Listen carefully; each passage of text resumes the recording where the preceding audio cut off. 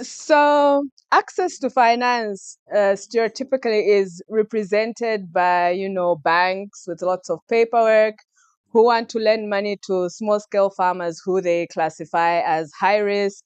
They're unbankable. And most of the time, they say they don't have collateral worth anything that the bank would be interested in.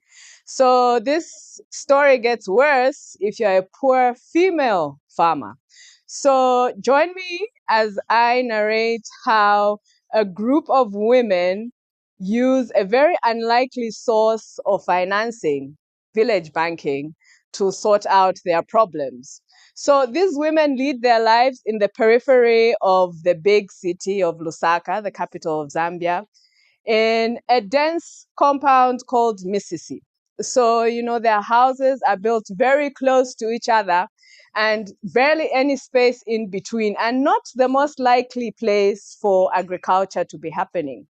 So, these women are classified by a nutrition project as women in the 1,000 most critical days of their life. These women are given 5 chickens, and the objective really of these 5 chickens is for the households to multiply. So they have eggs and chicken meat to improve their protein, to improve the quality of their diets. So these women are expected to pass on these chickens 9 months later. So in January 2023, a group of women was identified, and they were all given 5 chickens each. And they were told 9 months later, we'll come and visit and see what's going on. So 9 months later, this is October 2023, I'm part of, the monitoring visits.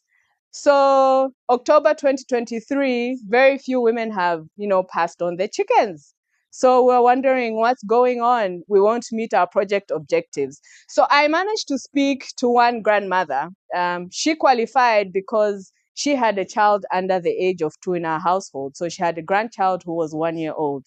So I spoke to Jane and asked her, what really is the problem? So she said, I have these chickens, but I don't have enough money to buy feeds and drugs for the chickens.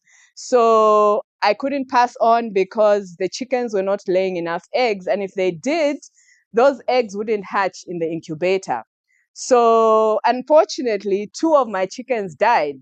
And, we left that monitoring mission with very sad spirits. So when we were having the debrief for the monitoring visit, I remembered I interacted with a project that integrated village savings with chicken rearing. So that's how, we concluded with the extension officers that they would train this group of women in village banking so that they, could have access to finance, and maybe they could buy feed and drugs for their chickens.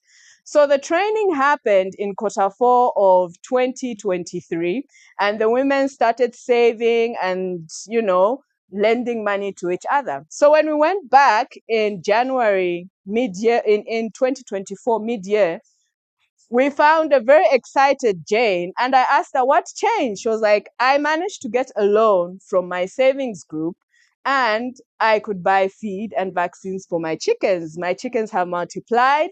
I passed on chickens to my neighbor, and I'm making extra money from the chickens. And now I don't worry about feeding myself or my granddaughter or the chickens.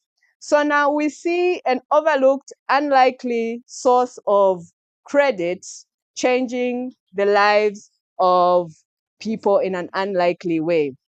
So next time when you think of access to credit, I hope you think of a small group sitting in the living room, saving and lending money to each other, because this shift in perspective of what access to credit means can mean the difference between an improved livelihood and or not. Thank you very much.